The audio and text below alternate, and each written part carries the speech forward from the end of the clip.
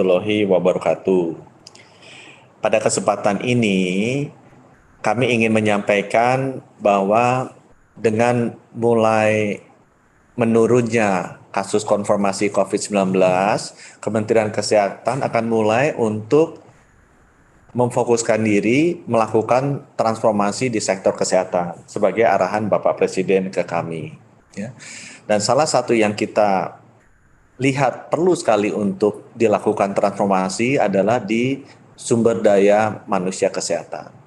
Sebagai gambaran teman-teman, saya ingin sampaikan beberapa data. Ada sekitar 586 dari 10.373 puskesmas yang sampai saat sekarang, jadi April 2022, itu belum memiliki dokter. 5,65% puskesmas kita tidak ada tenaga dokter. Kemudian fakta yang kedua adalah sebanyak 5.498 dari 10.373 puskesmas atau 53% belum memiliki 9 jenis tenaga kesehatan sesuai standar. Jadi kita ada standar untuk satu puskesmas harus memiliki 9 jenis tenaga kesehatan, dokter, dokter gigi, dan lain sebagainya, bidan, perawat. Nah itu 53% puskesmas yang jumlahnya 10.373 belum memiliki 9 jenis nakes sesuai standar. Fakta yang ketiga, ada 302 dari 608 atau 48,9% rumah sakit umum daerah kelas C dan D di seluruh Indonesia yang belum memiliki 7 dokter spesialis. Jadi rumah sakit umum daerah itu ada standarnya, dia harus memiliki kelas C dan D ya, harus memiliki 7 jenis dokter spesialis. Nah, baru 302 dari 618 atau 48,9% RSUD kelas C dan D di seluruh Indonesia yang memiliki lengkap 7 dokter spesialis ini. Yang lainnya belum. Ya, ada spesialis anak, obgyn, bedah, penyakit dalam, anestesi, radiologi, dan patologi klinik.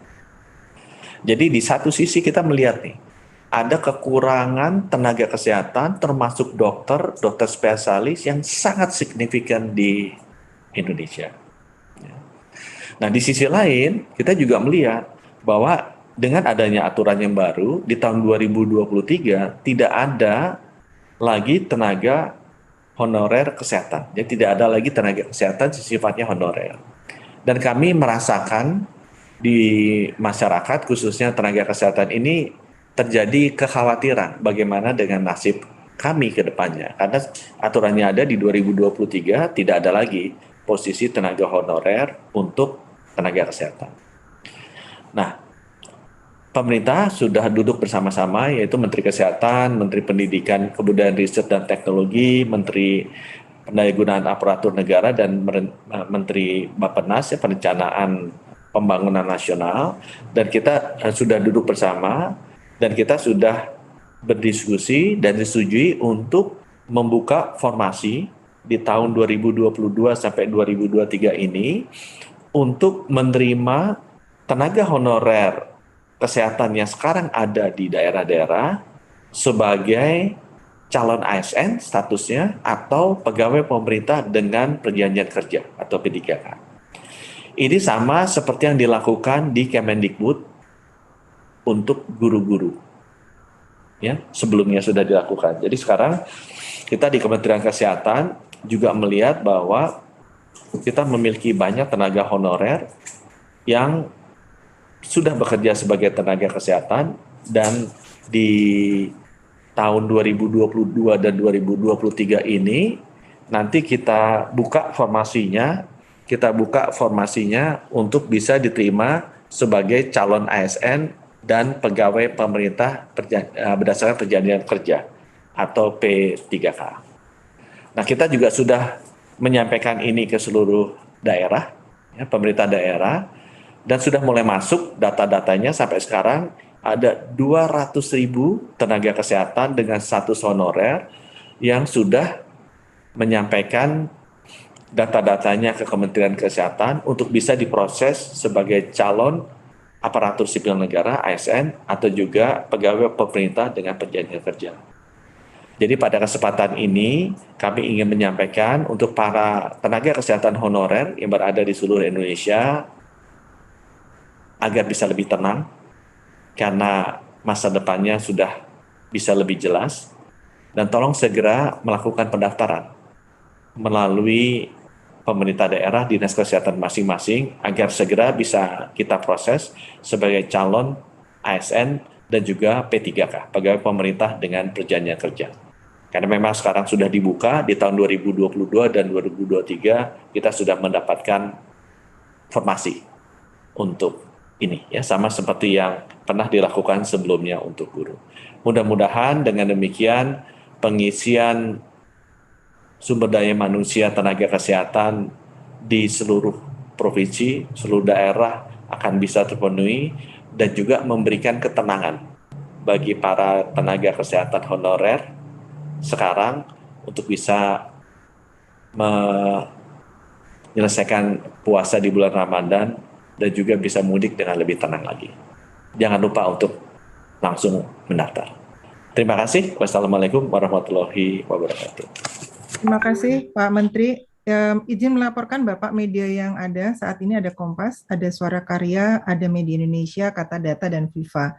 Rekan-rekan media silakan untuk bertanya, bisa juga dengan raise hand atau kalau ini juga menulis di chat. Silakan diberi kesempatan untuk bertanya bagi rekan-rekan semua. Izin Pak Menteri, belum ada yang tanya Pak, belum ada yang raise hand. Oh, ada satu Bapak dari Intan, dari Harian Kompas. Apakah ada target berapa tambahan tenaga kesehatan yang akan direkrut pada tahun ini, dan jika ada berapa daerah prioritas untuk distribusi tenaga kesehatan? Silakan Pak Menkes. Kita akan konsentrasi nih Intan untuk bisa memformalkan ini yang sudah masuk 200.000 lebih ya. Jadi tenaga kesehatan yang sudah bekerja sekarang sebagai tenaga honorer di seluruh puskesmas dan rumah sakit di Indonesia, sekarang sudah 200.000 lebih yang mendaftar ke Kementerian Kesehatan agar bisa kita proses, bisa menjadi calon ASN atau juga pegawai pemerintah dengan perjanjian kerja atau P3K. Jadi kita akan konsentrasi ke yang ini dulu sebelum merekrut yang baru. Karena mereka ini kan sudah terbukti kerja dengan kita, ya kerja dengan kita. Nah, sudah berapa lama juga mereka sudah berbakti buat pemerintah daerah maupun pemerintah pusat, dan mereka yang akan kita prioritaskan untuk bisa diformalkan, direkrut sebagai calon ASN atau P3K. Terima kasih Intan. Dan itu 200.000 lebih ya, lebih dari 200.000. Iya Pak, daerah prioritas distribusi tenaga kesehatan ya Pak ya. Kemudian teman-teman, monggo silakan bisa raise hand selain juga menulis di chat. Rekan media, mumpung ada Pak Menkes dulu, Pak Menkes yang nerangin langsung. Ayo, monggo silakan. Dari Suara Karya ada, dari Jawa Pos juga ada ini, silakan. Dari Viva. Oke, dari Jawa Pos Pak, artinya 200.000 ini tidak ada seleksi tulis lagi ya Pak? Ini ada proses seleksinya, nanti di sini ada Ibu Ade ya, Dirjen Tenaga Kesehatan. Ibu Ade bisa bantu nggak Ibu Ade? 200.000 ini prosesnya seperti apa? Silakan Bu Ade. Ya. Izin Pak Menteri, jadi memang nanti setelah kita mengumpulkan semua data, maka Menpan akan membuat petunjuk teknis bagaimana perekrutannya. Memang ada tetap melakukan proses penilaian, evaluasi, tulis, tetapi ada poin khusus prioritas untuk teman-teman yang sudah menjadi honorer dengan masa bakti tertentu sesuai dengan juknis yang akan segera diberikan oleh Menpan RB. Demikian Pak Menteri. Ya, terima kasih Bu Ade. Ada tambahan Bapak? Nggak cukup Bu? Ya, dari Iqbal Pak, dari Media Indonesia. Dari jumlah tersebut paling banyak nakes di bagian apa ya Pak, dokter atau sebagainya, dan bagaimana pemenuhan nakes di daerah? Nanti Ibu Ade yang udah bisa update juga ya, data yang sudah masuk 200.000 itu apa. Tapi kalau dugaan saya, yang paling banyak bukan dokter.